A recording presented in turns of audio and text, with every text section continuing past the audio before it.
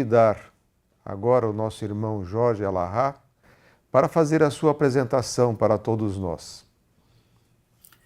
Olá, uma boa noite para todos. Quero dizer do meu imenso prazer de estar hoje aqui na presença de todos e principalmente do nosso querido Divaldo, essa oportunidade sublime de poder dizer pessoalmente da nossa gratidão pelo majestoso trabalho que vem realizando há tantas décadas em prol da divulgação da mensagem espírita. Em primeiro lugar, quero dizer da minha honra de estar nesse momento, nesse lugar, dividindo esse espaço de discussão com todos. Eu sou espírita desde 1980, ingressei na Juventude Espírita do Pará, no Centro Espírita Ivon Costa, sob a coordenação de Alberto Almeida, que foi meu coordenador durante os 7 anos que estive ali. Depois me transferi para Rondônia, onde passei a atuar na Federação Espírita daquele estado, atuando na função de secretário da federação, a qual eu ocupo há 33 anos. E a partir daí, então, passei a me dedicar não somente a trabalhos com juventude, mas de estudo sistematizado e, fundamentalmente, sobre a unificação do movimento espírita de Rondônia. Hoje, continuo atuando no meu estado, mas em função da pandemia, tenho recebido convites para falar em alguns lugares do Brasil e alguns centros espíritas virtualmente, tendo a oportunidade, portanto, de divulgar essa mensagem que o Espiritismo é portador, oferecendo esclarecimento e consolo para os corações e as mentes necessitadas. Jorge, muito obrigado pela sua apresentação. É uma honra para todos nós aqui também tê-lo como nosso convidado especial no dia de hoje. O nosso programa se divide em 2 partes. Nessa primeira parte, a presença do Divaldo, com uma preleção. E na segunda parte, após o nosso intervalo, nós teremos então perguntas e respostas que nos foram formuladas pelos nossos internautas, que terá então aí a sua participação. Então, a partir desse momento, vamos ouvir a Divaldo Franco. Senhoras, senhores, queridas irmãs, queridos irmãos espíritas, caras amigas e amigos, agradecemos a sua presença em nossa web TV, Mansão do Caminho. Por volta de 1884, na cidade de Boston, repentinamente, nos Estados Unidos, apareceu uma pessoa que afirmava ser portadora de faculdades mediúnicas. Conseguiu sensibilizar a alta sociedade, fazendo clarividências, informações. E uma dama que estava em gravidez pela 2ª vez, resolveu fazer uma consulta. Havia nela algumas preocupações conjugais e problemas de outra natureza. Então acreditou que talvez consultando as forças ocultas pudesse encontrar diretrizes de segurança para uma vida mais tranquila. Foi dessa forma que a senhora Eleonora Pike visitou aquela pessoa que se apresentava como portadora do controle com as vozes do além-túmulo. O curioso narra seleções do Reader Digest, é que naquele momento em que ela se encontrava para fazer a consulta, experimentou um mal-estar, uma espécie de tontura, e perdeu a consciência. Quando retornou, diante do dito médium, esse estava profundamente perturbado e ela não sabia o que houvera ocorrido. Ele falou-lhe com naturalidade: Senhora, o dom que eu digo possuir, a senhora o tem. A senhora acaba de dar-me um recado do mais além, chamando-me a atenção para a farsa a que eu me tenho submetido, fingindo possuir mediunidade. Eu agradeço profundamente a sua lição e lhe peço que na saída receba o dinheiro que pagou para a consulta. Eleonora Pike era católica, não entendia absolutamente de nada. Ali fora, como resultado das conversações das senhoras, a maioria delas falou que esse cavalheiro era dotado de uma estranha força e conseguia trazer os mortos para a comunicação com os vivos. De repente, aquela dama tranquila deu à luz a sua segunda criança, uma menina como a primeira. E de repente ela se viu no verdadeiro turbilhão. Era por volta de 1888, quando ela foi entrevistada por um periódico local.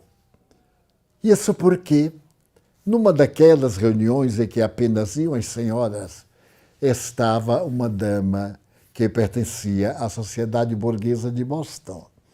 Ela era a sogra de um grande psicólogo, William James. William James é considerado o pai da psicologia espiritualista.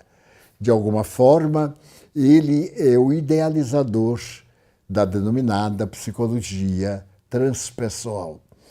Ela esteve numa reunião na residência da senhora Piper, mas não acreditava em absoluto. Quando chegou o momento em que a senhora se comunicava com o mais além, de uma forma muito especial, ela entrava em transe, movimentando os olhos, que apresentavam a faceta branca, e era um aspecto estranho. Nesse momento, ela conseguia falar em francês, porque o espírito que a conduzia dizia ter vivido na cidade de Metz, na França, e era conhecido como Dr. Finuit. Ele teve a oportunidade de demonstrá-lo diversas vezes. Ela não falava francês no seu estado normal. E essa senhora, a sogra de William James, perguntou, assim de repente, onde estaria uma joia que ela estava preocupada, que buscava fazia tempos e houvera perdido. O Espírito lhe disse que, por distração, depois de haver usado tempos antes, ela abrira uma das gavetas de um dos móveis do quarto e ali colocara a joia, que com o movimento correu para o fundo. Mas o Espírito descreveu tão bem a peça do quarto que ela ficou impressionada. E quando chegou em casa, ela teve a oportunidade de encontrar exatamente como o Espírito havia dito, a joia que era procurada. A senhora estava muito impressionada e perguntava a James como é que podia explicar uma coisa dessa. Não era uma telepatia, porque ela não lembrava absolutamente de haver guardado a joia. Não se tratava de uma farsa, mesmo porque a senhora Piper não cobrava coisa nenhuma. Também como podia conhecer a intimidade do seu quarto de dormir, aquela dama austera da classe média que era muito bem considerada. E então, William James ficou muito curioso e respondeu na linguagem da época, isso é coisa de mulheres. As mulheres são muito impressionáveis e sempre quando surgem questões dessa natureza, todas elas procuram fazer a maior propaganda e são facilmente ludibriadas. Na primeira oportunidade de que eu dispuser, eu gostaria de conhecer a senhora Piper. Foi dessa forma que começaria uma das mais belas sagas mediúnicas do espiritualismo norte-americano. A doutrina espírita já havia conseguido implantar-se no planeta terrestre. Allan Kardec desencarnara em 1869. Estamos, portanto, a apenas 29 anos de distância.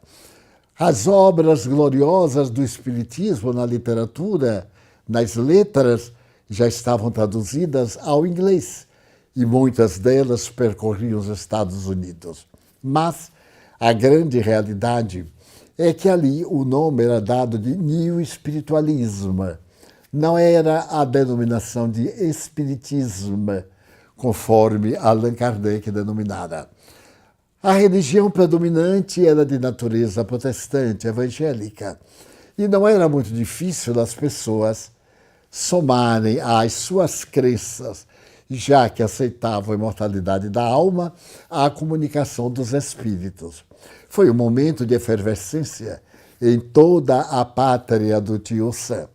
Mas a senhora Piper era diferente. Ela fazia o seu transe, os espíritos comunicavam-se, havia uma mudança facial, uma transfiguração. E, acima de tudo, ela conseguia proferir palestras em outros idiomas. As reuniões eram muito agradáveis e frequentadas pelas pessoas interessadas em saber da imortalidade da alma ou qualquer coisa que pudesse beneficiar a sua vida. Nesse ínterim, a senhora Piper já estava famosa. Os jornais noticiavam-na. Foi quando ela recebeu uma carta de Londres dizendo que a convidavam para ir até a capital inglesa, onde ela poderia ser examinada com severidade. Os americanos, na opinião do missivista, eram muito superficiais, não tinham grandes vultos.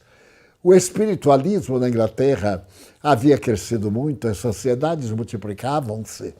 As investigações, desde William Crookes, por volta de 1872, tornaram-se efervescentes e havia um interesse muito grande em consultar os médiuns agora famosos, Slade, Madame de Perrance e tantos outros que apareciam e desapareciam de um momento a outro.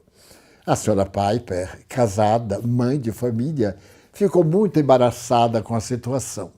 Então, ela escreverá mais tarde: para provar que eu sou uma mulher honesta, tive que abandonar a minha família por 35 dias em Boston e ir à Inglaterra para poder submeter-me a vários testes e experiências. Mas, digamos, a partir deste momento, a senhora Piper passou a viver da mediunidade.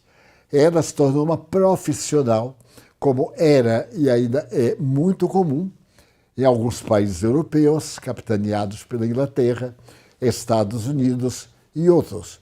Porque o americano em si dispõe de uma frase muito curiosa: tempo é dinheiro. E não se pode gastar tempo sem ter um investimento, sem esperar uma resposta, e naturalmente uma resposta monetária. Ela foi contratada e viajou a sós a Londres, onde não conhecia ninguém. Ela foi convidada para hospedar-se na casa de um famoso escritor, aquele que havia escrito Sherlock Holmes.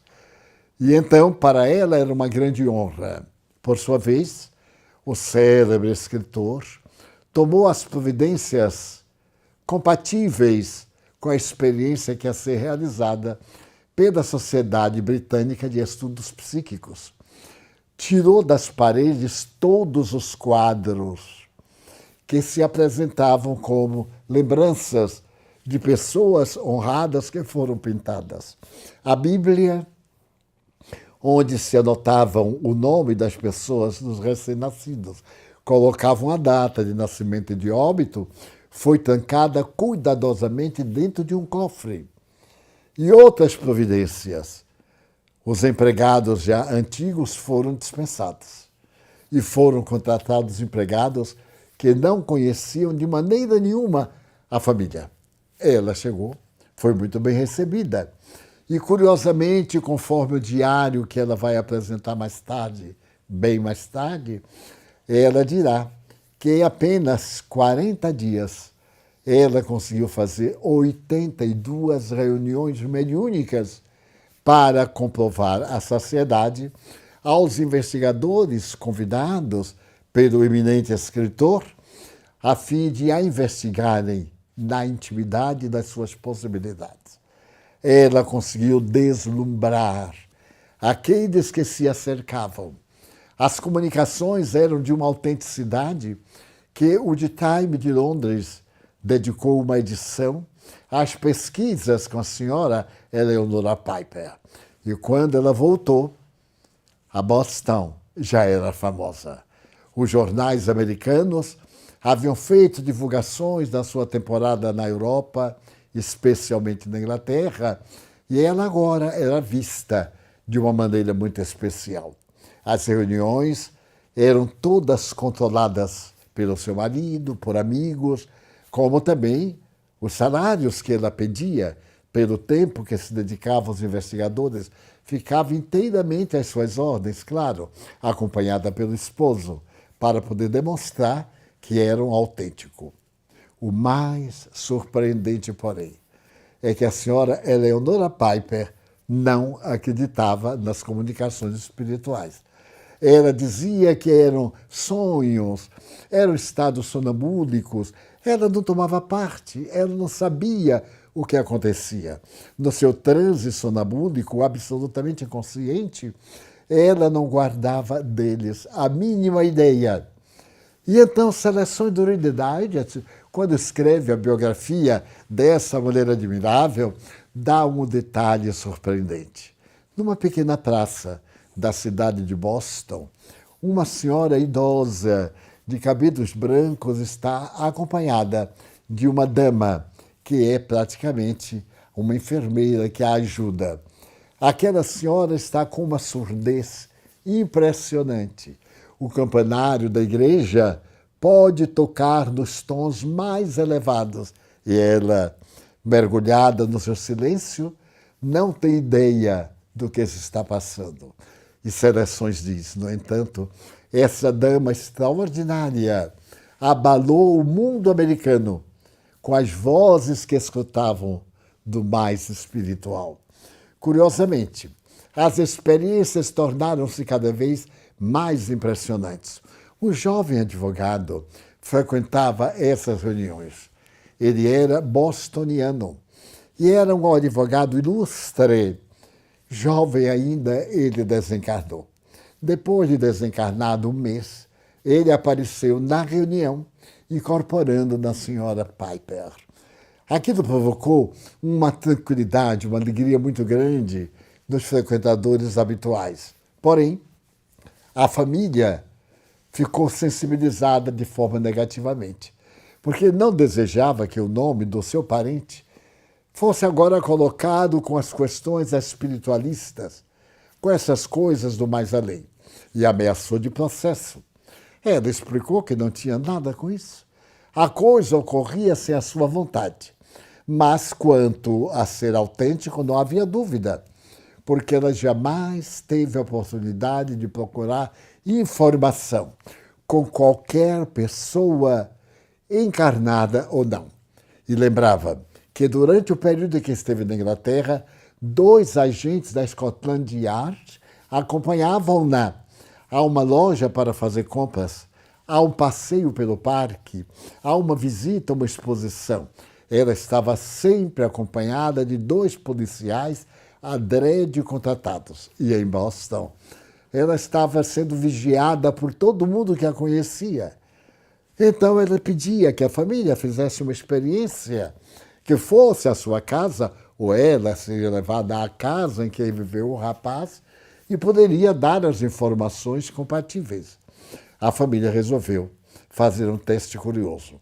Marcou uma data e então convidou-a para que fosse à sua casa, a casa do desencarnado, para poder, numa coleção de 200 fotografias que foram colocadas sobre uma mesa, dizer quais aquelas fotografias de pessoas conhecidas do desencarnado.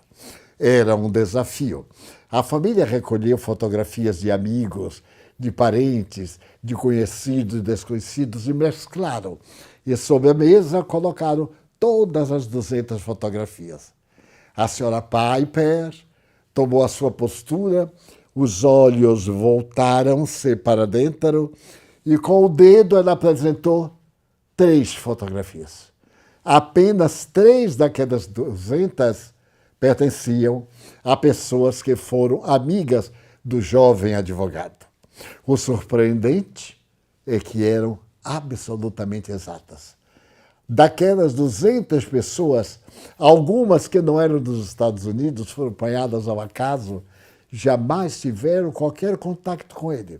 Mas aquelas 3 que era destacada do meio do volume imenso, haviam sido amigos, dialogaram, etc. E ele deu detalhes a respeito da vida de cada um delas.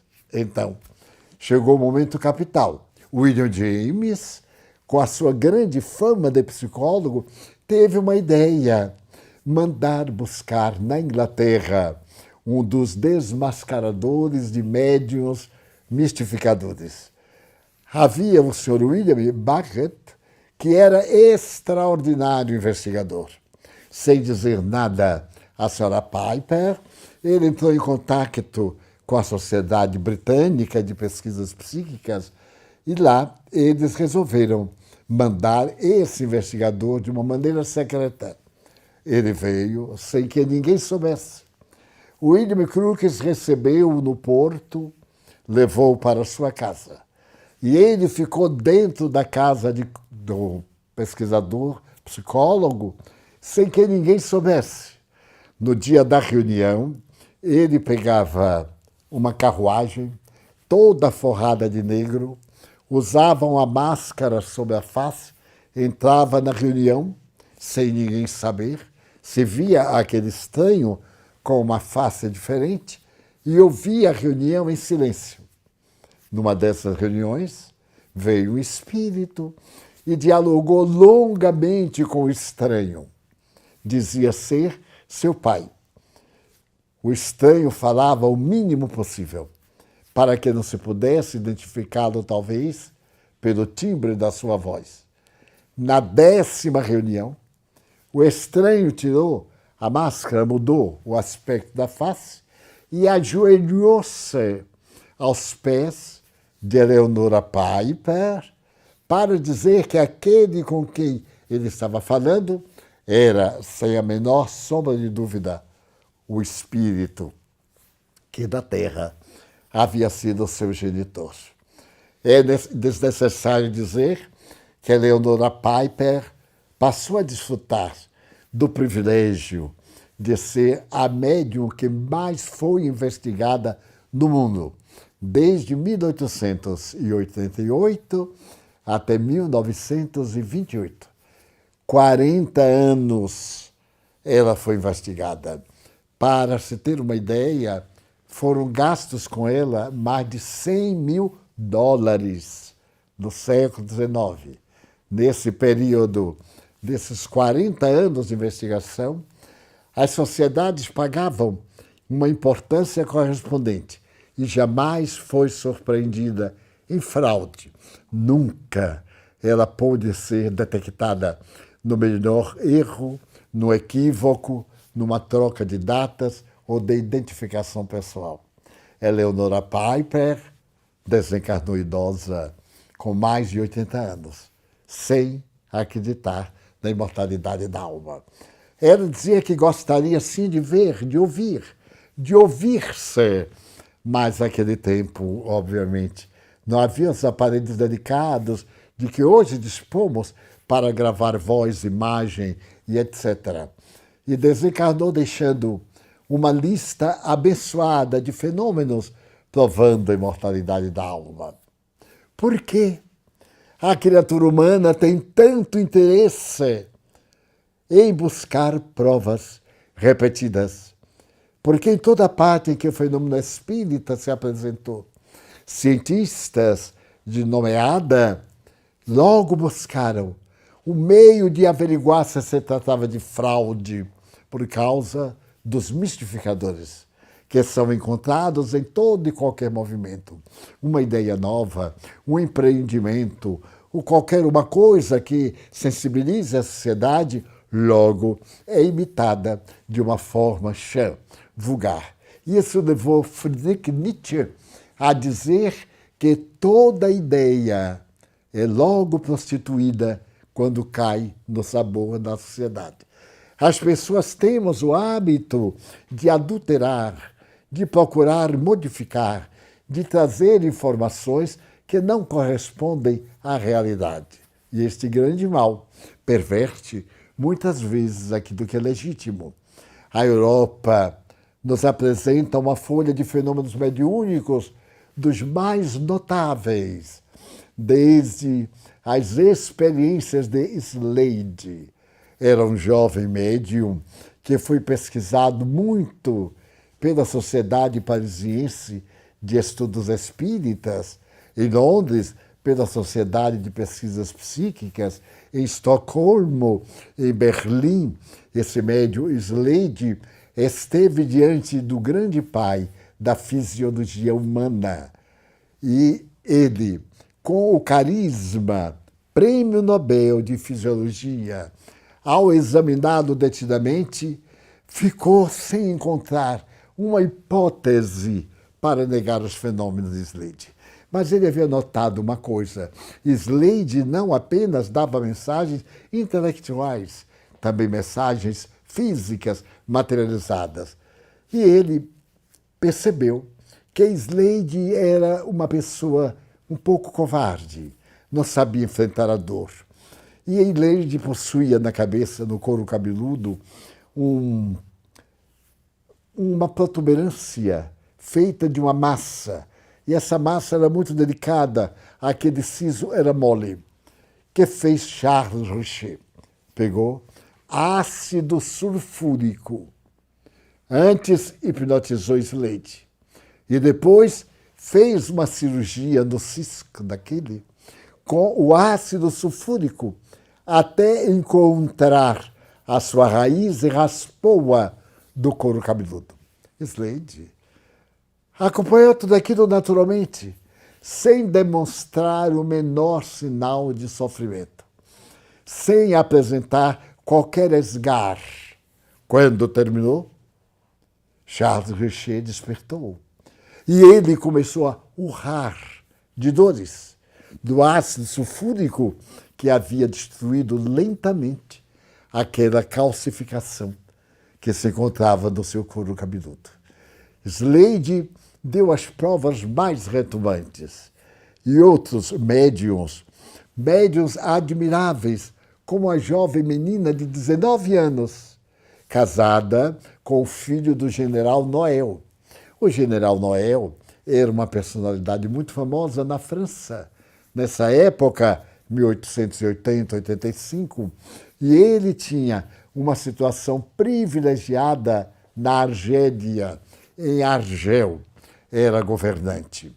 E então Richer viajou à Argélia, levando a sua médium de preferência, admirável. Ele mandou construir um quarto de 3 por 4 metros, com uma única porta de entrada.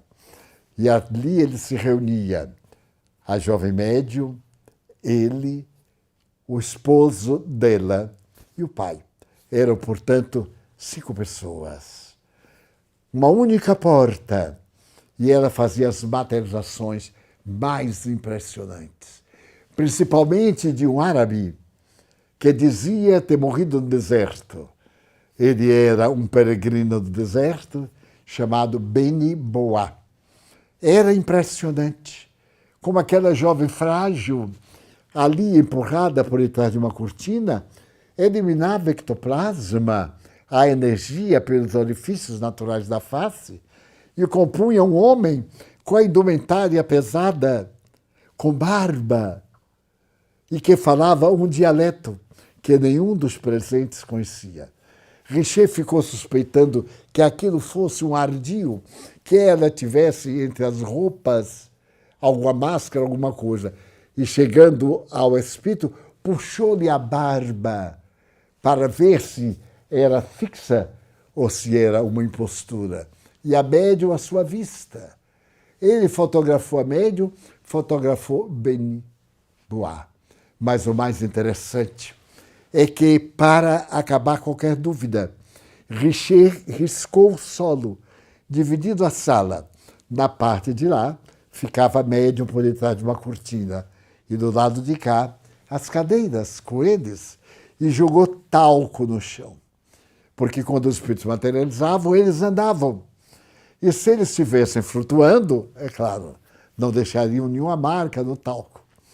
Quando terminava a sessão, o talco estava perfeito e os espíritos estiveram com ele dando as maiores demonstrações. Ele então preferiu fazer uma experiência química. Levou um copo com água de barita e escondeu. Quando a reunião começou, ele pegou um cânulo, deu a Beniboá para soprar o cânulo até o vaso com água de barita. Quimicamente, o oxigênio, o hidrogênio, o azoto, quando entram em contato com essa substância química, produz uma substância leitosa. E a substância tornava-se leitosa diante dos olhos de Richer toda vez que o Beniboá soprava. O que provava não pertencer a um fantasma, porque a sua dúvida é que aquilo fosse uma fantasia. Era saído de um pulmão humano. O pulmão produzia gás carbônico e o gás carbônico produzia a reação da substância de barita. E Richer escreve a obra fantástica Metapsíquica Humana. Em 1885, quando Freud estava em Paris, Richer deu-lhe de presente esse livro. E Freud, por preconceito, nunca o leu. Em 1925, remexendo seus livros em Viena, Freud encontrou o Metapsíquica Humana, escrito em francês. E então lamentaria depois. Lamentava profundamente nunca ter lido aquela obra extraordinária que Richer gastou 30 anos de pesquisas. Se ele tivesse lido sem preconceito, isso teria sido muito útil na elaboração da psicanálise. Richer escreveu mais tarde um outro livro a respeito da esperança e declarou, numa carta que ele fez a uma correspondente inglesa, a senhora Bumpers, de que tudo aquilo que eles faziam e pensavam eram realmente a imortalidade da alma. Os espíritos se interessam a dizer-nos que a vida continua, a miúde em todo lugar do mundo. Quando se apresentam fenômenos mediúnicos, a base é para provar a imortalidade da alma e nos preparar para atravessar o portal da eternidade com dignidade e justiça. Eis porque hoje, no turbilhão das angústias, temos o consolo extraordinário da doutrina espírita. A morte é somente uma mudança de estado vibratório. A porta da desencarnação é também a porta do triunfo. Saímos de um estado de energia para um outro estado de energia e confirma, em gênero, número e grau, a grandeza do Evangelho de Jesus, dando-nos a ética que vem sendo descuidada e mesmo posta ao abandono, falando-nos dos princípios básicos que Jesus tanto ofereceu, porque o Espiritismo é uma ciência, é uma filosofia, mas é também uma doutrina religiosa. Ela não é uma religião com dogmas, com formulários, com experiências, com grandezas e misérias humanas. Como disse Emmanuel, o Espírito é a doutrina dos espíritos, a religião dos imortais, provando que nós somos imortais. Então nos cabe, neste momento, cuidar do ser que somos, porque a morte vai nos abrir as portas do porvir e dar-nos a verdadeira felicidade. Desde hoje, trabalhemos em prol dessa felicidade, acumulando bens para tornarmos o tesouro da vida de maneira imortal. Muito bem, Jorge. Vamos agora então à nossa segunda parte. Depois dessa palestra brilhante que o Divaldo elaborou, mostrando a beleza da mediunidade. Então, para você, Jorge Lerate, a primeira pergunta que nos chega de Karina. Ela diz o seguinte: existe a opção de de nos negarmos a reencarnar ou não temos escolha? Uma resposta mais exata seria sim e não. Sim, no sentido de que não há um impositivo absoluto, no sentido de que o espírito tenha que obrigatoriamente cumprir uma decisão da reencarnação quando apontada por alguém do mundo espiritual. E não porque é impossível resistir à lei do progresso e à necessidade da reencarnação como a oportunidade bendita do espírito rentear novamente com suas experiências e a oportunidade de provar a si mesmo a vitória sobre as suas imperfeições morais e a chance do reencontro com aqueles a quem precisa conviver para, de certa maneira, consolidar os laços de afeto e, ao mesmo tempo, cicatrizar feridas dos laços mal resolvidos do ontem e que muitas vezes renascem dentro do lar. Resumidamente, podemos dizer, portanto, que o espírito pode postergar por um tempo a sua possibilidade de reencarnação, mas ele não tem a condição de impedir a manifestação da vontade divina, porque a reencarnação é o imperativo divino, não é uma punição, não é um processo punitivo de Deus, mas uma oportunidade bendita de progresso. O espírito, portanto, necessita dessa experiência, mas pode, pelo seu livre-arbítrio, optar de maneira mais ou menos de acordo com a sua evolução, o período mais propício para que isso possa acontecer, havendo os imperativos da lei, quanto mais atrasado e comprometido for o espírito, mais ele tem a necessidade da reencarnação. Divaldo, a pergunta que nos chega de Antônio: qual a origem do demônio e de Satanás? E por que até hoje predomina a ignorância neste aspecto? Na tradição literária, vamos encontrar Sócrates anunciando no século IV a.C. ter um daimon que o acompanhava. Daimon ou daimônio significa demônio. Só que o demônio que acompanhava Sócrates era um espírito familiar que lhe dava notícias positivas, que anunciava inclusive acontecimentos. São narrados pelos biógrafos do insigne mestre ateniense fatos em que o seu daimon recomendou a pessoas que não tomassem determinadas posições, porque iam ser muito infelizes. Um jovem mesmo que disse que ia fazer uma viagem, Sócrates lhe disse que não fosse.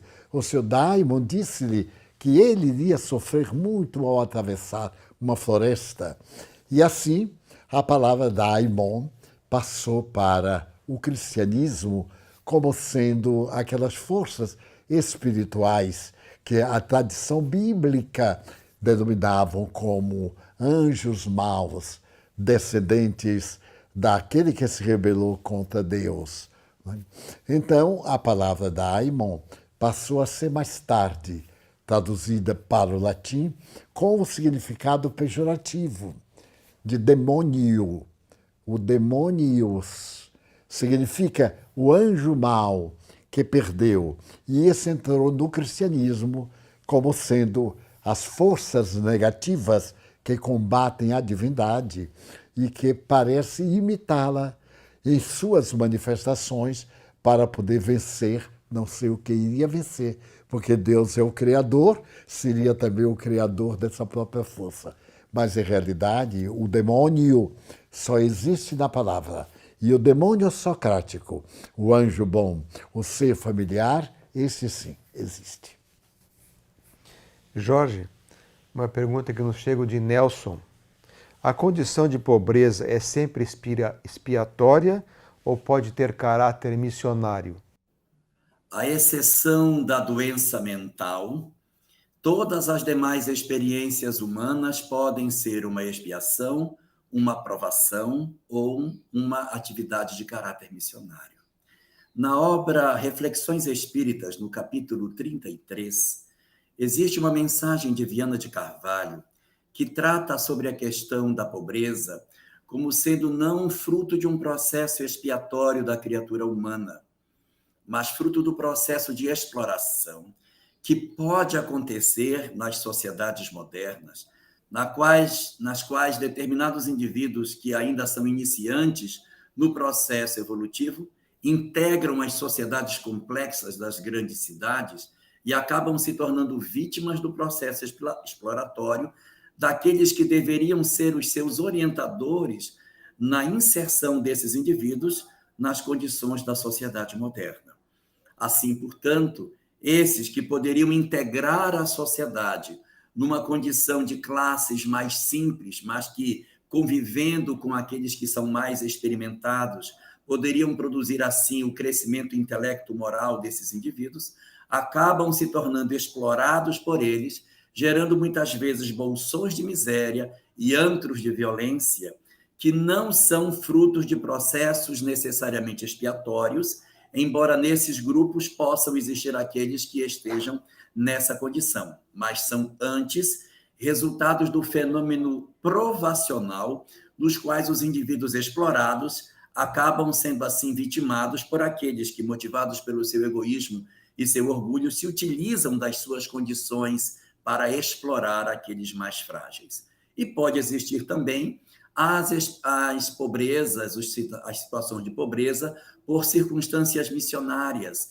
como, por exemplo, o pobrezinho de Assis, a figura de Paulo de Tarso, o tecelão, e tantos outros, como o próprio Jesus, que, vividos na singeleza, no desprovimento das riquezas da terra, deixavam um rastro luminoso pela possibilidade de percebermos que bem-aventurados são os pobres de espírito, porque deles é o reino dos céus.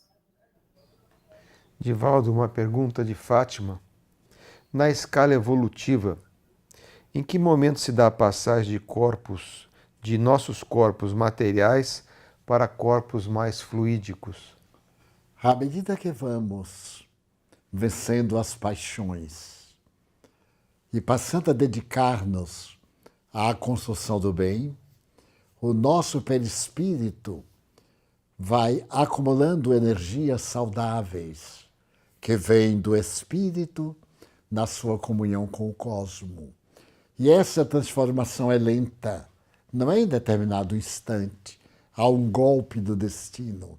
Recordemo-nos de uma das obras lindas do Chico Xavier, quando fala a respeito de um grande missionário do Espiritismo no Brasil, irmão Jacó, que havia sido judeu e que adotou um pseudônimo no livro porque a família ainda estava encarnada.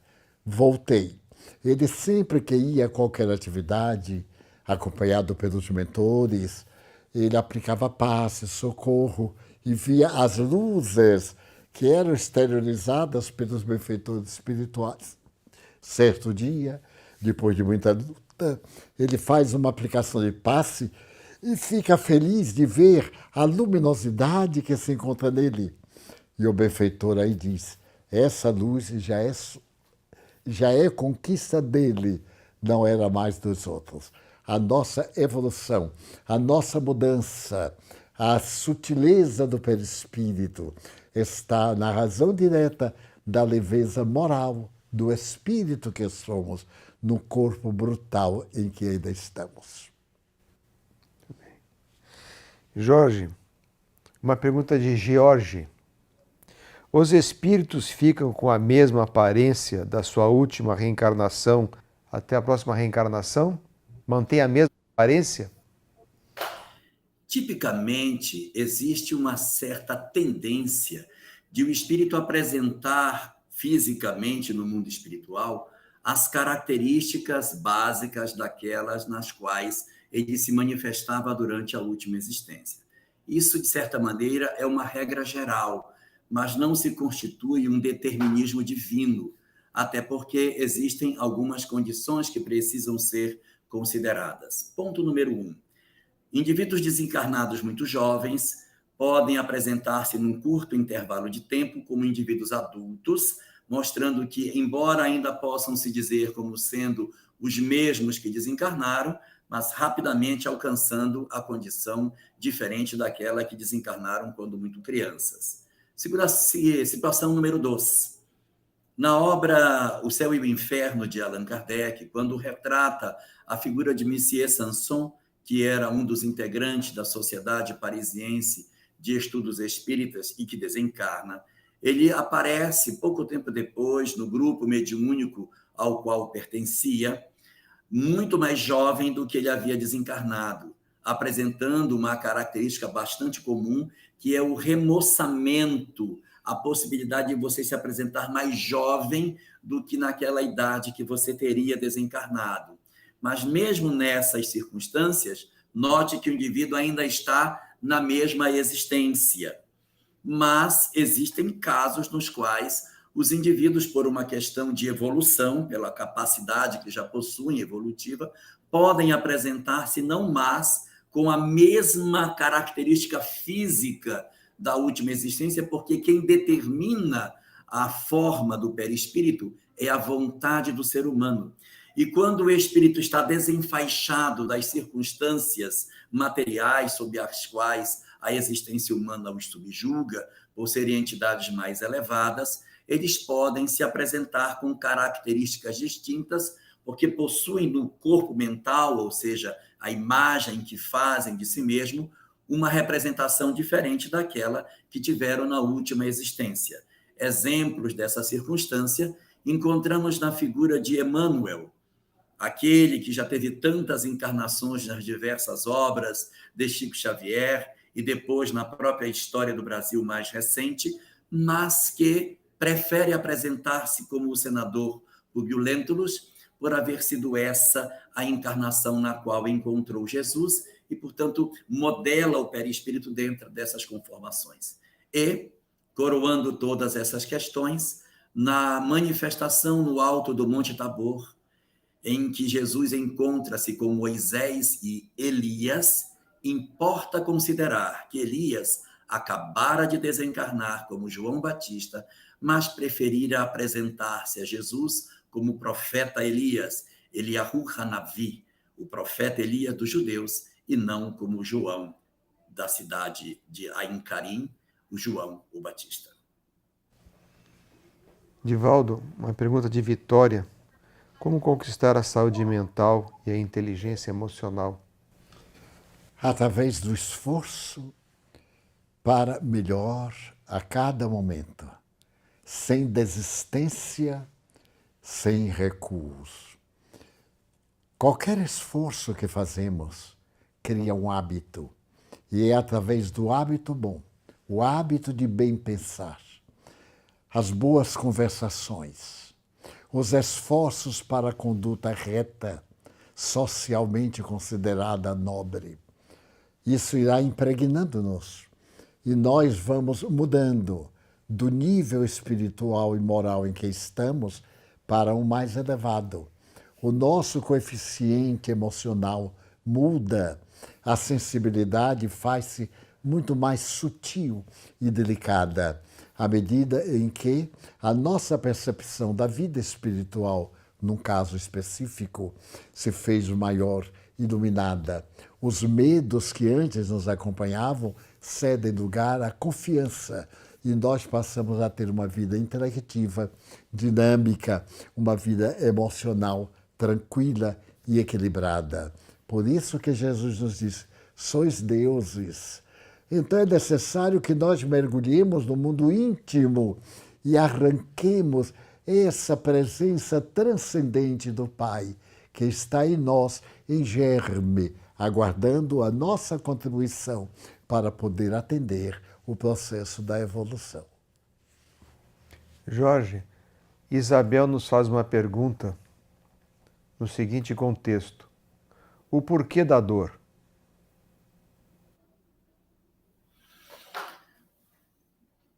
O Livro dos Espíritos, na questão 614, nos oferece como resposta dos Espíritos à indagação de Kardec que a lei de Deus é a única verdadeira para a felicidade do homem. Indica-lhe o que deve fazer ou deixar de fazer. E o homem só é infeliz quando dela se afasta. Observar que a resposta diz que o homem só é infeliz quando dela se afasta e não que o homem sofre quando dela se afasta. A infelicidade é uma coisa e a dor é outra. Porque a dor, na verdade, como diz o livro, o Evangelho segundo o Espiritismo, a dor, a partir do momento que nós fazemos a ressignificação dela nas nossas vidas, passa a ser interpretada como uma bênção que Deus envia a seus eleitos. Então, experimentar a infelicidade é uma circunstância, experimentar a dor é uma circunstância profundamente diferente, porque a partir do momento que o indivíduo interpreta o propósito do sofrimento nas suas condições de vida, ele pode tirar bastante proveito positivo dessas experiências. A dor, portanto, não pode ser interpretada por nós como um instrumento do peso da mão de Deus sobre as nossas vidas, como um castigo, como uma movimentação de Deus para querer nos punir. Porque a dor, ela é uma circunstância que, de certa maneira, faz parte da própria existência humana. O próprio ato do parto, do nascer, do primeiro vagido da criança, já é uma circunstância da sinalização do processo daquilo que poderíamos chamar de dor, mas que é o chamamento da vida para o crescimento da criatura. Então, dentro dessa perspectiva, a dor faz parte da existência. O que não faz parte das nossas circunstâncias reais é aquilo que o Buda chamava de o sofrimento do sofrimento. O homem pode sofrer, o homem pode experimentar a dor, mas o sofrimento do sofrimento, ou seja, a dor de mim mesmo pelo fato de eu experimentar o sofrimento, é que constitui a leitura equivocada do homem sobre a própria vida. A revisão dos conceitos apresentados pelo Buda, quando sinalizava para nós as reflexões sobre a razão do sofrimento humano, são muito importantes para uma visão mais nítida sobre as razões pelas quais, muitas vezes, essas experiências nos alcançam. Nós temos que perceber que, muitas vezes, as nossas existências possuem sofrimentos que são provocados por nós próprios. Nós deflagramos o processo de sofrimento pelas nossas condutas. Então, às vezes, o sofrimento sinaliza os nossos desequilíbrios, as nossas dificuldades emocionais que resultam em sofrimento. De outras vezes, eles não resultam de uma ação objetiva do homem agora, mas resultam de uma história do passado, de uma má conduta no ontem que se reflete no hoje. E existem as dores que são naturais da própria existência, independente das circunstâncias, porque fazem parte do natural processo da vida. Então, é preciso que nós saibamos não nos lamentar diante da dor, mas aprender com as oportunidades que a vida nos oferece, indagando o que fiz eu para que determinadas circunstâncias pudessem me alcançar. Se eu fui, de alguma forma, responsável por esse processo, aprender a não procurar as mesmas causas, fugindo dos processos de sofrimento e alcançando progressivamente a minha questão de liberdade espiritual. Em contrapartida, quando eu verifico que não sou eu o causador do sofrimento, pensar que, como sou eu uma alma imortal, a dor me alcança como processos, muitas vezes, para que eu me reabilite diante da lei ou para que eu deixe os meus testemunhos de aprendizado e de ensinamento pelo processo da dor missionária. Recomendo como leitura para essa questão o capítulo 32 da obra Crestomatia da Espiritualidade, uma página chamada As Três Sombras, onde a própria dor apresenta a sua ressignificação após o encontro com Jesus, uma página assinada por Padre Natividade, pela psicografia do nosso querido Divaldo Pereira Franco. Jorge, muito obrigado aí pelas suas respostas. Tenho certeza que o público ficou extremamente satisfeito. E, lamentavelmente, chegamos ao final, no dia de hoje, do nosso Conversando sobre Espiritismo. Então, colocamos à disposição de você para se despedir do nosso público ouvinte. Quero aproveitar a oportunidade final para dizer a todos nós que somos nós os artífices constituidores da paz do nosso planeta, do nosso país, do nosso lar e do nosso coração. Já chega de tanto desamor nas redes sociais. Já chega de tanto destilar de ódios e de divisões entre as criaturas. Já passou o tempo de nós baixarmos todas as nossas armas, as armas da língua, as armas do coração, as armas do teclado, e nos enxergarmos como verdadeiros irmãos, porque não será possível construir uma sociedade harmoniosa com os nossos corações cheios de desamor. Está passando da hora de nós enxergarmos as nossas responsabilidades coletivas e darmos-nos as mãos verdadeiramente para a construção da sociedade que tanto sonhamos, mas que não queremos dar o nosso contributo para poder construí-la. Amai-vos uns aos outros como eu vos amei. Esse é o mandamento novo e inamovível para que construamos a sociedade que a Terra há de se transformar. Muito obrigado, Jorge. Agradecemos a nossa equipe técnica da TV Web Mansão do Caminho, ao Júnior, ao Sérgio. Agradecemos a Divaldo, a professora Solange pela prece de abertura, a doutora Piedade, nossa diretora, e a todos aqueles que estiveram conosco nesta hora de aprendizado e de comunhão fraterna no meio espírita. Então, despedimos-nos, agradecemos a todos e que Jesus nos abençoe hoje e por todo sempre.